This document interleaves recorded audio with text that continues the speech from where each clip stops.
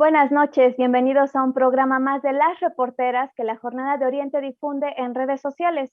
Yo soy Mónica Camacho y esta noche se encuentra con nosotros el consejero José Luis Martínez López, quien es integrante del Instituto Electoral del Estado y a quien le doy la bienvenida a este programa. José Luis, muchas gracias por tu participación. Hola, muy buenas noches. Gracias a ti, Moni, por la invitación. Con todo gusto, un saludo para ti, para todos los integrantes de la Jornada de Oriente y todo el auditorio que nos siguen en las redes sociales en esta transmisión. Muchísimas gracias y con mucho gusto. José Luis, Deseando pues que estén están. muy bien, perdón por la pandemia también.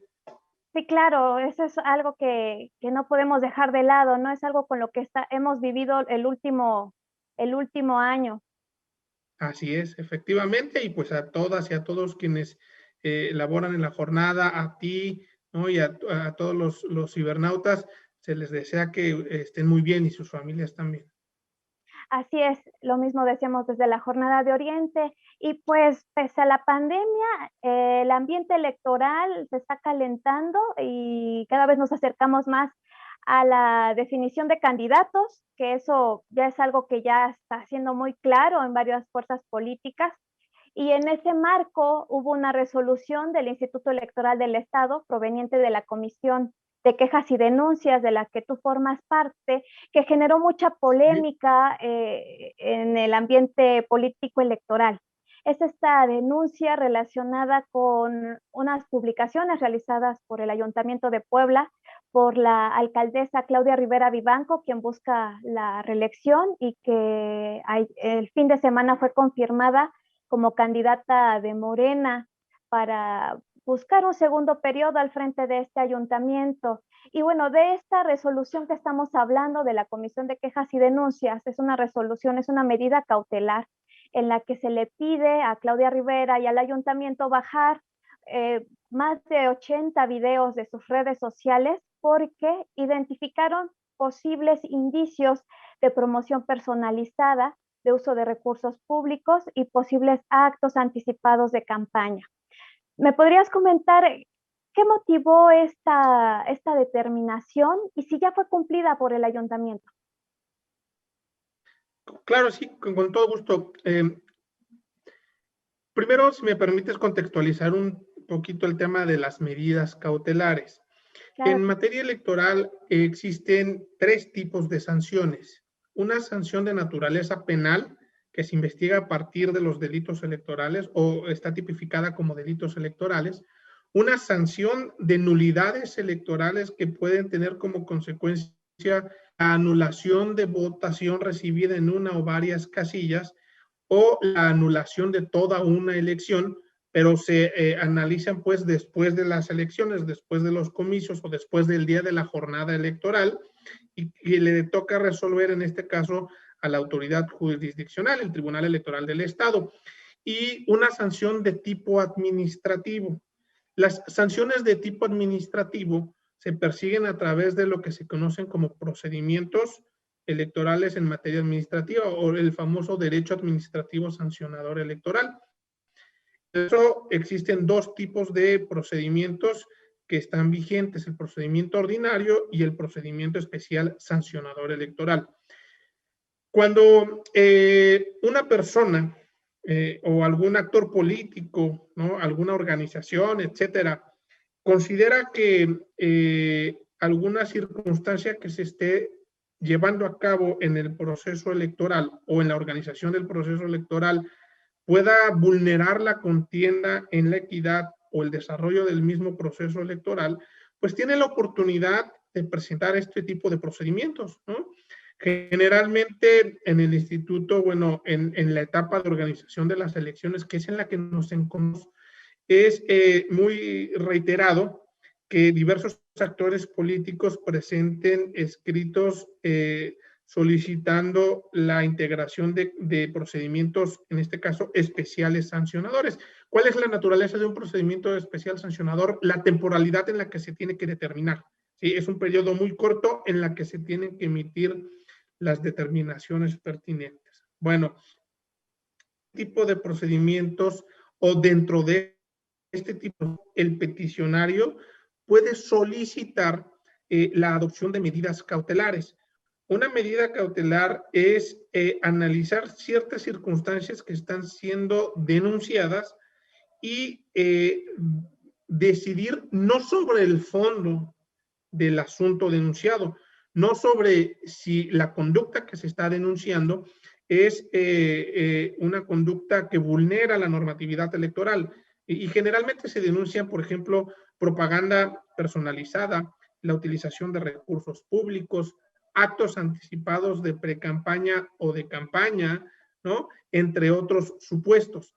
Y la decisión de emitir medidas cautelares le corresponde en este caso a la autoridad electoral, al Instituto Electoral del Estado, a través de un órgano que es la Comisión de Quejas y Denuncias.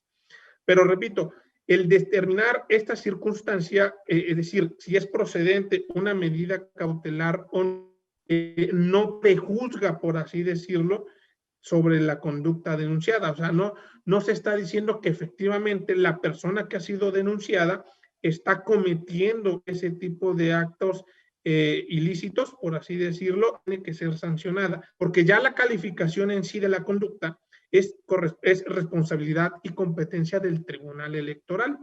El IE, el Instituto Electoral del Estado, bueno, recibe la queja, ¿no? Si en la queja viene la petición de emitir medidas cautelares, se analiza por cuerda separada, se determina su procedencia o su improcedencia, pero a la par de ello o de manera paralela se integra el expediente de la denuncia recibida, ¿no? Si es necesario hacer desahogo de pruebas o hacer algún otro tipo de investigación, se hacen, se señalan fechas para una audiencia en el que comparecen denunciante y denunciado, ¿verdad? Y se integra ese expediente. Ya con la integración del expediente se remite al Tribunal Electoral y podrá determinar si hay sanción o no, dependiendo del análisis que haga de las pruebas y del expediente. Evidentemente el tribunal podrá ordenar hacer otro tipo de diligencias, hacer más investigación, ¿no? Como se dice coloquialmente, pone el expediente en estado de resolución, resuelve y ahí es en donde el tribunal califica las conductas que han sido denunciadas. Y evidentemente contra la resolución del Tribunal Electoral, pues procederá la impugnación en alguna instancia en el ámbito federal. Bien, platico todo esto porque efectivamente, como bien lo comentas, si no me equivoco, fue la semana pasada, la Comisión de Quejas y Denuncias del Instituto Electoral del Estado, a solicitud de una persona denunciante, en el que denuncia a Claudia Rivera Vivanco por publicar ciertos tweets en sus cuentas en esta red social, ¿no? Videos, fotografías, en donde aparece la imagen de la hoy presidenta municipal. Bueno, la Comisión de Quejas y Denuncias pues tiene que analizar todo el caudal probatorio que se anexa a ese expediente, pero única y exclusivamente en razón de la medida cautelar solicitada, ¿sí? Y si encuentra elementos indiciarios, o sea, algún elemento que presuntamente pudieran constituir una violación a la normatividad electoral, pues tiene que adoptar este tipo de medidas cautelares. ¿Qué significa ello? Pues que podrá ordenar a las personas que han sido denunciadas a hacer alguna acción, ¿no? Para que de manera preventiva, ¿no? Y de manera tutelar puedan regar esta promoción en la que fueron denunciadas, para que en dado caso de que el tribunal determine si hay sanción o no, pues la conducta pudiera tener ese efecto disuasorio o preventivo, ¿no?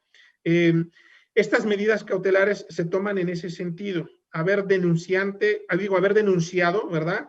Mira, me denunciaron este tipo de propaganda, observo esta situación jurídica en base a ciertos criterios que hay y que están emitidos por los tribunales electorales y están contenidos en las jurisprudencias que se emiten, y entonces te ordeno de manera preventiva a que se generen dos situaciones concretas. Uno, retires la propaganda en redes sociales que fue denunciada, y dos, te abstengas en lo subsecuente y hasta que se resuelva el asunto, hacer este mismo tipo de conductas. ¿Por qué? Porque los procedimientos sancionadores tienen como premisa fundamental preservar el principio de equidad en la contienda, la neutralidad política, los bienes jurídicamente tutelados en materia de organización de elecciones, la certeza, la imparcialidad, etcétera. Pero insisto, una medida cautelar no prejuzga o no juzga, no determina, pues, si la persona denunciada ha cometido esa conducta y tendría que ser sancionada de otra manera. Lo único que hace es tener este efecto preventivo, ¿verdad? Respecto de esos hechos denunciados, porque por si hubiera algún tipo de violación, pues esa violación no se hubiese continuado cometiendo. ¿Sí? En el caso que nos platicas, esto fue lo que sucedió. Exactamente. Es importante lo que señalas, aclarar que el Instituto Electoral del Estado en ningún momento está diciendo que sí existió promoción personalizada, uso de recursos ni actos anticipados de campaña, simplemente que identificó indicios por los cuales para garantizar la equidad de la contienda decide ordenar su retiro mientras el Tribunal Electoral del Estado de Puebla resuelve y determina el fondo del asunto, si es que hubo o no una violación al artículo 134. Y en este contexto me gustaría saber de estos videos que se ordenó su retiro, tanto al ayuntamiento como a la cuenta de Claudia Rivera Vivanco, a las cuentas de redes sociales, ¿qué indicios identificaron que ameritaban la necesidad de retirar esta información de redes sociales? Claro, mira, el análisis que hace la autoridad electoral, en este caso la Comisión de Quejas y Denuncias, versa sobre diversos criterios que ya están plasmados en jurisprudencia y que al ser de este tipo, pues son de observancia obligatoria para todas las autoridades electorales. Generalmente, más bien, partamos de lo que nos dice la Constitución Federal. El artículo 134 constitucional te dice que la propaganda institucional o la propaganda que difundan las autoridades en el ejercicio de sus funciones deberá de tener en procesos electorales estrictamente el carácter institucional. Es decir, que no deberá de aparecer ningún elemento que pudiera ser una imagen, sonido o alguna frase, algún tipo de elemento pues visual, auditivo, que pudiera identificar la figura de algún servidor o servidora pública, ¿no? En el caso que nos ocupa, bueno, del análisis que se hace de las publicaciones denunciadas, se observa que se acredita el elemento personal, es decir, si se aprecia pues la imagen de la presidenta municipal. Y nos dice nos dicen los criterios con que bastará con que uno de esos elementos se acredite, ¿no? Para efectos de poder determinar la adopción de medidas cautelares, ¿sí? Insisto, esto no es prejuzgar, pues, sobre si esa propaganda denunciada implica el uso de recursos públicos, una promoción personalizada en actos o en su vertiente de actos anticipados de precampaña o de campaña o un llamamiento expreso al voto. Eso le tocará calificarlo al tribunal, ¿no? Pero al momento de observar, y es un criterio que se ha adoptado generalmente por la Comisión de Quejas en todos aquellos en todas aquellas propagandas que han sido denunciadas, no nada más en este caso en particular. Hay varias resoluciones que ha emitido este órgano auxiliar del instituto en el que se ha ordenado el retiro de la propaganda en redes sociales porque se acredita el elemento personal. Aparece el funcionario o la servidora pública, ¿verdad? En este tipo de propagandas, ¿no? Cuando nos dice la ley y la Constitución, pues deberá de tener carácter estrictamente institucional. Ahora que lo mencionas, recuerdo casos de regidores del mismo Ayuntamiento de Puebla a los que se les ha ordenado el retiro de este tipo de videos que son muy similares entre sí, en donde aparecen en un acto, informan sobre la entrega de apoyos a ciertas colonias y me parece que en eso coinciden con los difundidos por la municipio de Puebla. Mira, es que la forma de materialización de este tipo de propagandas puede ser muy diversa, ¿no? Hemos tenido situaciones en donde, por ejemplo, se ha denunciado que en tal o cual municipio se entrega fertilizante, ¿sí? Bueno, pues no está mal entregar fertilizante como parte de un programa municipal en donde se tienen perfectamente establecidas las reglas de operación, son públicas estas reglas de operación, se dice cómo, cuándo y en qué momento se tendrá que entregar el fertilizante. Pero cuando vemos el bulto de fertilizante que se está entregando, ¿no? Pues ahí aparece claramente el nombre de la presidenta o del presidente municipal de ese municipio. Pues evidentemente esto pudiera vulnerar las reglas en la contienda electoral, sobre todo porque, como bien sabrá el auditorio, hoy en día, pues ya que estamos un poquito ya a más de la mitad de la organización de las elecciones y que en un mes, un poquito más, empezarán las campañas en Puebla, pero a nivel federal ya empiezan, si no me equivoco, el 5 o 7 de abril, la próxima semana. Bueno, una de las premisas fundamentales es la equidad en la contienda, pero si a eso le agregamos el ingrediente de la reelección, ¿no? Que está vigente a partir del 2018 y que por primera vez en Puebla en el 2021 se va a aplicar, bueno, pues ahí pudiera generar una zona de penumbra, un espacio negro en el que, a ver, esto sí se puede, esto no se puede, se permite, no se permite, pero además, insisto, las reglas y el principio constitucional es muy clara. La propaganda deberá de tener carácter estrictamente institucional, ¿sí? Y no podrá ser personalizada. Eso en el caso de las cuentas oficiales de los ayuntamientos y de la información que difunden los ayuntamientos. ¿Aplica lo mismo para las cuentas de personales de las autoridades, en este caso los regidores del ayuntamiento, de la municipio de la capital? Fíjate, esa es una pregunta muy interesante, Moni, porque eh, generalmente tenemos que partir eh, de la concepción de la idea, ¿no? De la definición de lo que se entiende por servidores o servidoras públicas, funcionarias y funcionarios públicos, ¿no? Y nos dice la propia Constitución, pues son todas aquellas personas que ejercen en el servicio público en los 3 niveles de gobierno, ¿sí? Federal, estatal, municipal, pero además los criterios han establecido y que tienen asignado algún tipo de recursos, ¿no? Yo he sostenido, porque me ha tocado dar cursos de blindaje electoral, que más bien, primero, la clasificación de los recursos públicos pues es muy clara. Hay recursos en económico, ¿no? Que son todos los dineros que se reciben para el manejo de ciertos o la ejecución de ciertas tareas o actividades. Recursos en materiales, ¿no? Por ejemplo, cuando un servidor o funcionario tiene asignado un vehículo, ¿no? Cuando tiene asignado un escritorio, una impresora, etcétera. Recursos humanos, cuando esa persona, ese funcionario público es superior jerárquico de alguien y le dice, o por las labores que desarrollan juntos, pues tiene ese don de mando o esa facultad de decirle, oye, apóyame en esto, haz acá.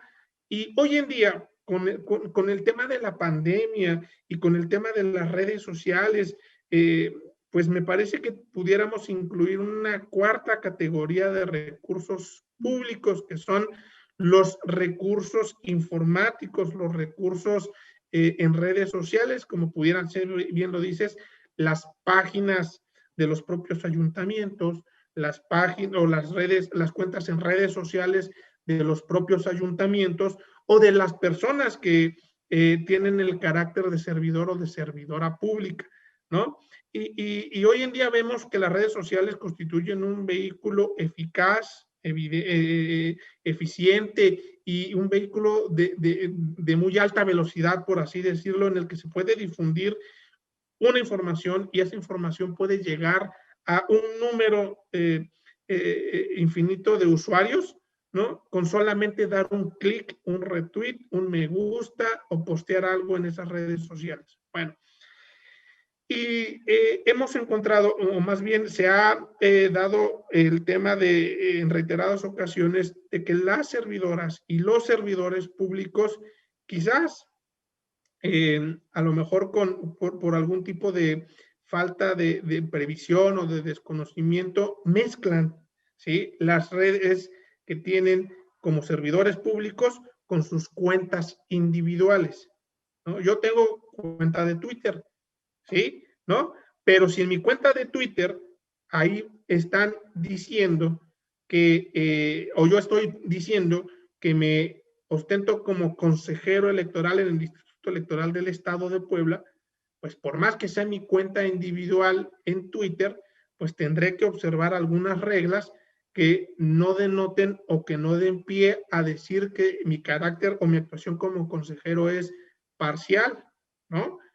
Entonces, hay funcionarios o hay servidores públicos, lo podemos ver en las redes, que dicen cuenta oficial de fulanito de tal en su carácter de presidente municipal o de diputado local o federal, y además tienen sus cuentas individuales. Entonces, es muy viable que se pueda separar esta doble o esta dualidad en el que por un lado tienen cuentas oficiales y en esas cuentas oficiales pues tendrán que acatar todas las reglas, en este caso, por ejemplo, de la difusión de propaganda, promoción, programas, etcétera, y en sus cuentas individuales.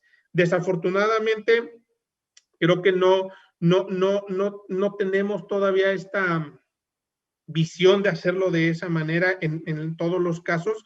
Y entonces un servidor o servidora pública a veces ha utilizado sus cuentas privadas, sus cuentas personales, para difundir, ¿verdad?, logros de gobierno, la ejecución de programas municipales o alguna otra circunstancia que en dado caso pudiera constituir propaganda personalizada.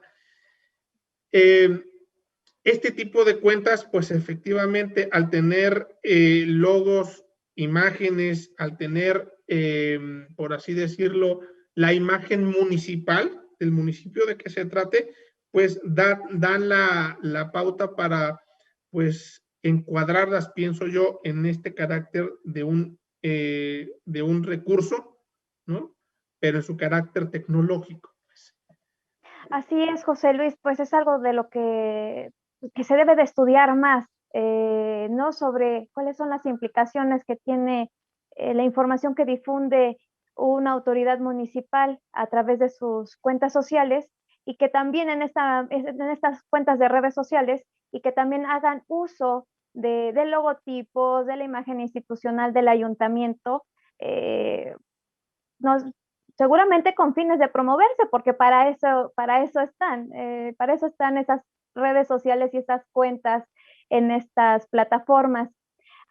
Esta resolución, esta decisión que toma la Comisión de Quejas y Denuncias provocó reacciones en el Ayuntamiento de Puebla la semana pasada.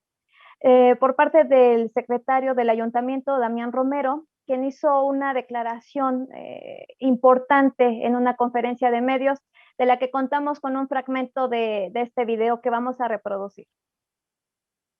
Queremos señalar que en estas publicaciones en ningún momento se hace una promoción de cualquier funcionario o funcionaria. Únicamente se comentan las acciones de gobierno y se traslada a la población toda la información que necesita para acceder a los servicios públicos que este ayuntamiento brinda y continuará brindando.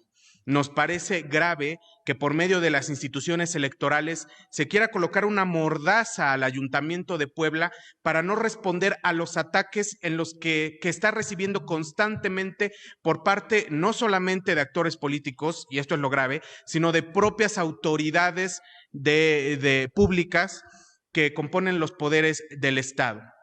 El ayuntamiento no va a cesar de defender las acciones que se están implementando por parte de la administración. Vamos a continuar, conforme nos permita la ley, informando a la ciudadanía puntualmente de los programas y los servicios que brindamos.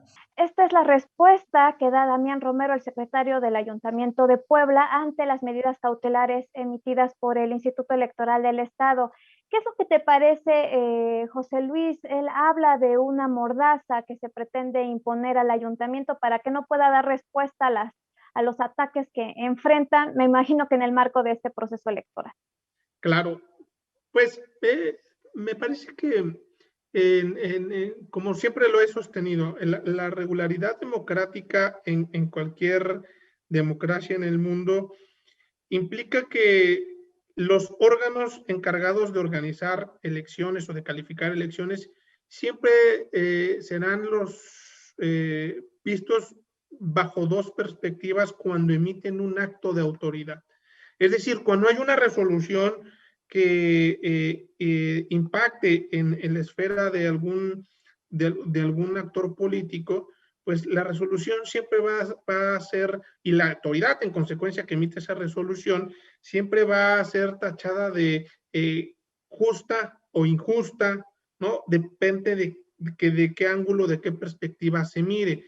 Tenemos el caso del INE, pues recientemente con una resolución en materia de fiscalización en donde a un número importante de precandidatos y precandidatas pues les ha negado la posibilidad de registrarse, ¿no? Y vemos las reacciones que se han generado en todos los ámbitos, a todos los niveles, y los comentarios que también se suscitan en las redes sociales. ¿Por qué? Porque es parte, pues, de la organización de las democracias, de los procesos electorales, es parte de la democracia el poder estar de acuerdo o disentir con una determinación. Y para eso, pues evidentemente existen también los canales jurisdiccionales, es decir, quien se sienta afectado por una determinación que ha emitido una autoridad, como en este caso la Comisión de Quejas y Denuncias, siempre tendrá los canales jurisdiccionales, los canales judiciales para impugnar la determinación, y los tribunales electorales también pues podrán pronunciarse al respecto. Y eso no significa que la resolución que se emita esté mal o sea indebida o se haya actuado con parcialidad o se pretenda poner una mordaza a cierto grupo, a cierto sector o a cierto individuo. No, más bien me parece que lo que hace el Instituto Electoral del Estado pues es simple y sencillamente aplicar la ley, ¿no? Es uno de sus principios rectores, el principio de legalidad. Evidentemente las normas están para cumplirse, ¿no? Y si la autoridad detecta que hay alguna circunstancia que amerite una determinación, pues la emite en ese sentido, independientemente, ¿verdad?, del tinte que se le quiera o se le pueda dar desde la perspectiva, insisto, de quien pueda estar de acuerdo o no con esa determinación. Habrá quien en su momento pudiera estar de acuerdo con la determinación que ha emitido la Comisión de Quejas y Denuncias y habrá quienes no, como en este caso, pero es parte, insisto, de los procesos electorales, es parte de la organización de las elecciones y todos aquellos individuos o personas, ¿verdad?, que participan en una elección, pues también saben estas reglas, pues, ¿no? Entonces, yo creo que es muy respetable la opinión del secretario, me decías que es verdad, y seguramente pues ellos conocen que tienen los canales jurisdiccionales. Desconozco a ciencia cierta si impugnaron o no esta determinación, pero insisto, es parte pues de lo que sucede en una democracia.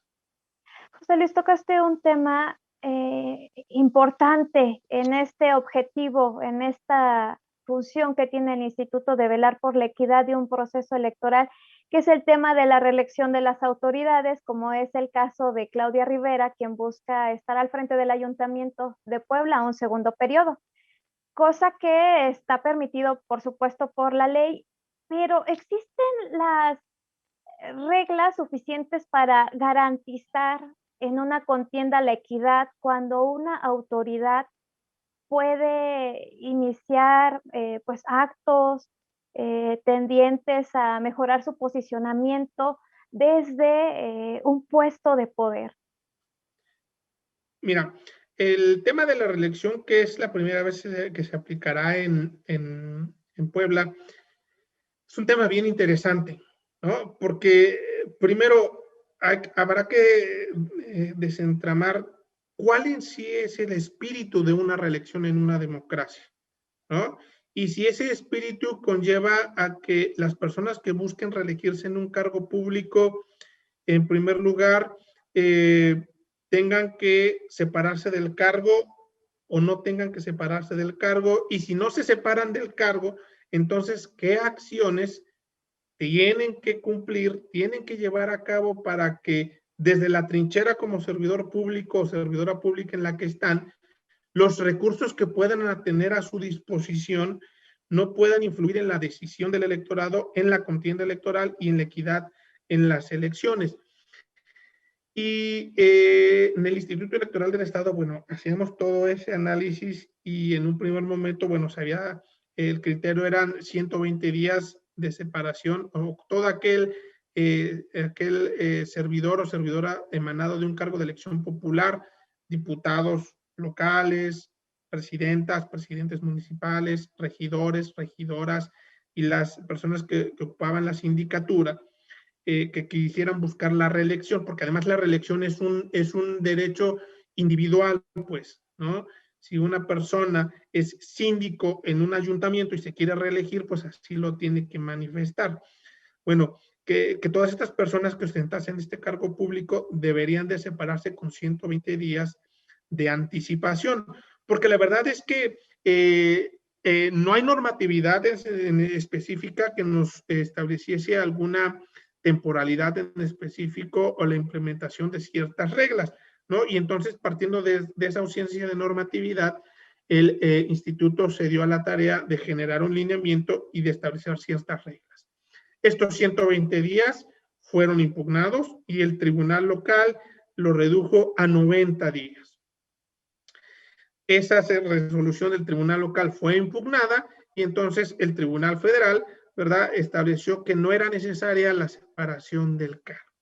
Partiendo de esta sentencia que ya es firme y definitiva, entonces todos los servidores, las servidoras públicas del ámbito municipal o en el ámbito del Congreso del Estado, pues no tienen que pedir licencia si buscan reelegirse. Si buscan o quieren competir por otro cargo de elección popular distinto al que ostentan, bueno, la regla es muy clara, tuvieron que haberse separado 90 días antes de la jornada electoral.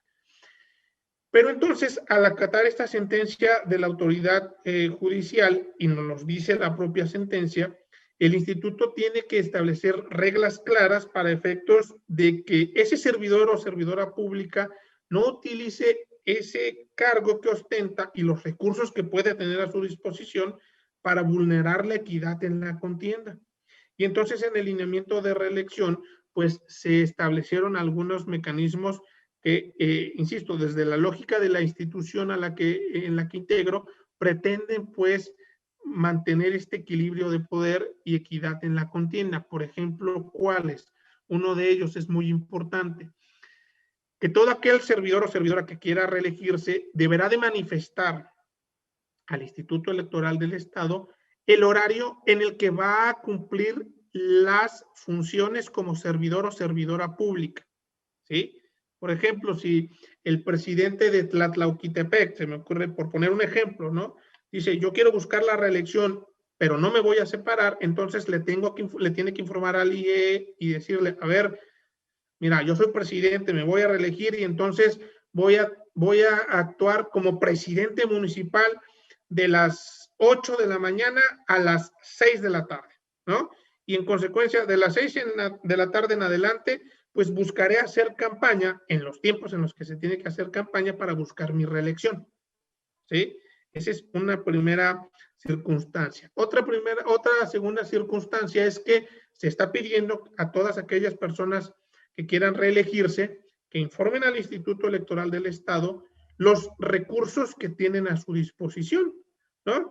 Entonces, ese mismo caso hipotético con el presidente de Tlatlauquitepec, ¿verdad?, además de decirnos de tal a tal hora voy a ser presidente municipal y de tal hora en adelante voy a hacer campaña, pues nos tiene que acreditar y nos tiene que decir, a ver, yo como presidente pues tengo acceso a manejo de recursos públicos en tal o cual vertiente, ¿no? Económicos, materiales, porque tengo un vehículo oficial asignado, y humanos, porque en mi staff cuento con un secretario particular, un asistente, etcétera, ¿no? ¿Para qué? Para que se vigile que esos recursos que tiene a disposición la persona que va a reelegirse no sean utilizados, desviados. exactamente, no sean desviados para influir en el ánimo del electorado y entonces vulnerar la equidad en la contienda, ¿sí?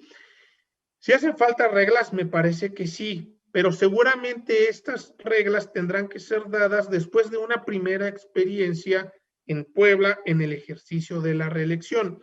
¿Qué es lo que se está observando hoy en día? Se está observando que pues quienes pretenden reelegirse en algunos casos han ido más allá de lo que ha emitido el Instituto Electoral del Estado y están señalando que ellos, por congruencia en respeto a las reglas del juego y a la Constitución, pues aunque no están obligados a pedir licencia, pues sí lo van a hacer para que acudan al periodo de campaña en igualdad de circunstancias con los demás candidatos o candidatas con los que tengan que competir, ¿no? Y esa es una buena señal, porque eso sin duda generará o va a despresurizar ciertos temas en el manejo de los recursos públicos en el ámbito de la reelección, ¿sí?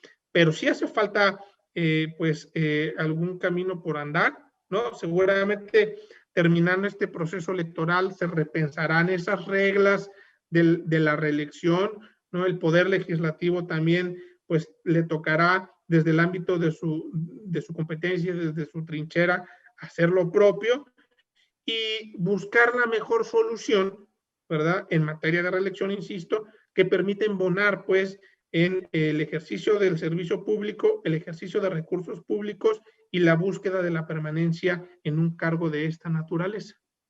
Así es, José Luis. Y cambiando un poco del tema, pero sin salirnos de las actividades que ha llevado a cabo la Comisión de Quejas y Denuncias, la semana que concluyó se dio a conocer que la comisión, este órgano interno del Instituto Electoral del Estado, habría emitido otra medida cautelar para el caso del panista Eduardo Alcántara Montiel, quien es el candidato de esta fuerza política, quien encabeza la lista de aspirantes a legisladores del Congreso de Puebla por la vía de la representación proporcional.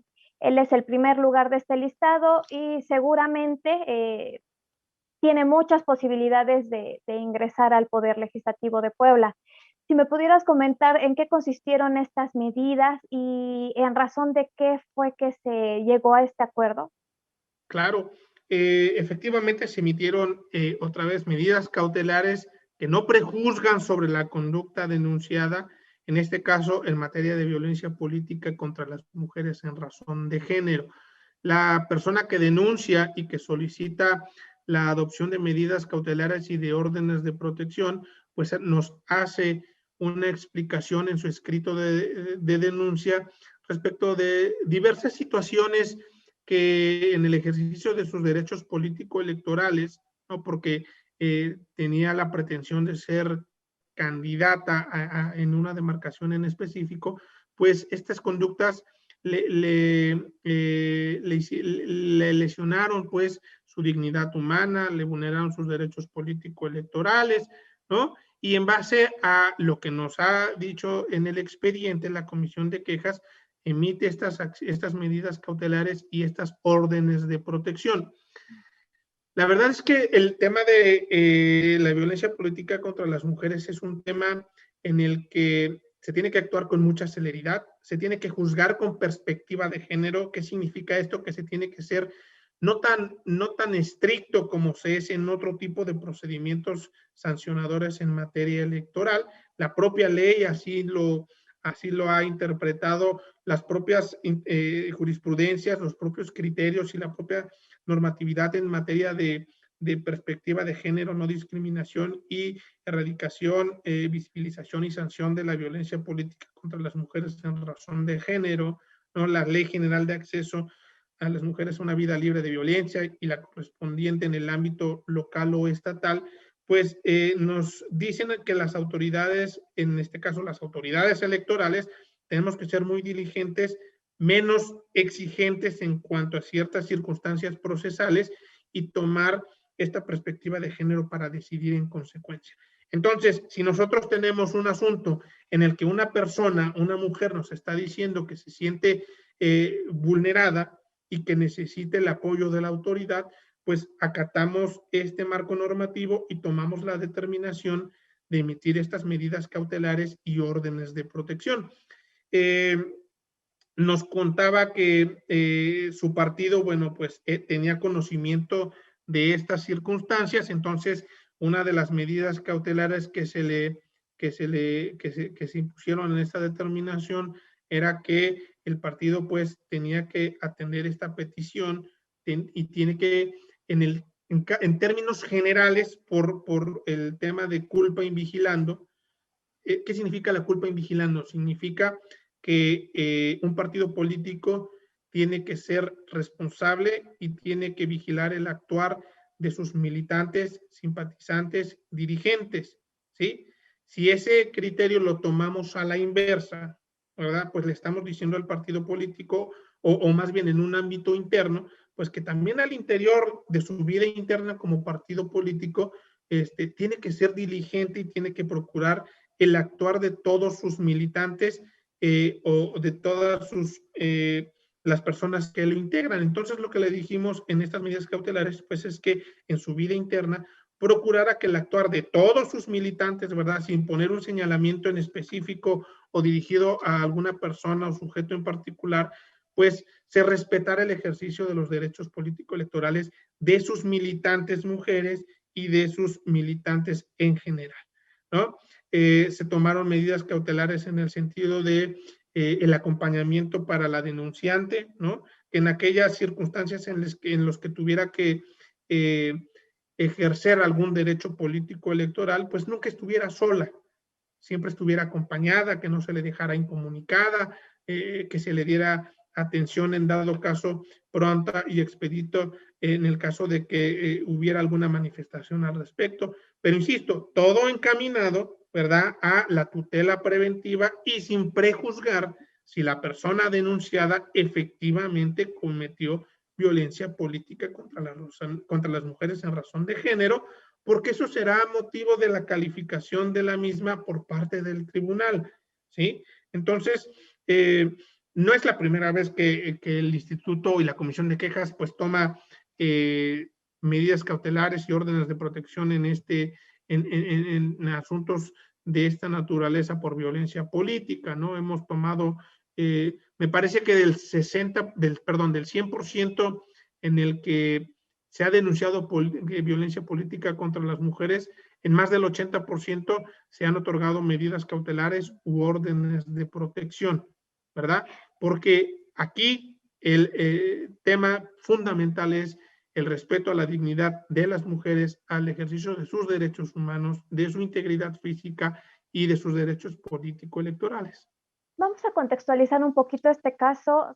La denunciante hizo pública las acciones jurídicas que emprendió contra Eduardo Alcántara. Se trata de Erika de la Vega, quien aspiró a la alcaldía por el PAN de San Pedro Cholula, posición que no consiguió, pero dice que en este marco, Eduardo Alcántara, quien es asesor de la presidenta estatal del PAN, Genoveva Huerta Villegas, ella asegura en sus acusaciones que quiso aprovechar esta posición para obtener favores sexuales de ella o obtener recursos económicos. Prácticamente ella aseguró que le pretendió vender la candidatura u obtener un favor sexual, y es por eso que lo denuncia ante la Fiscalía General del Estado por acoso sexual y amenazas, y a la par presenta esta queja ante el Instituto Electoral del Estado por el tema de la violencia política de género.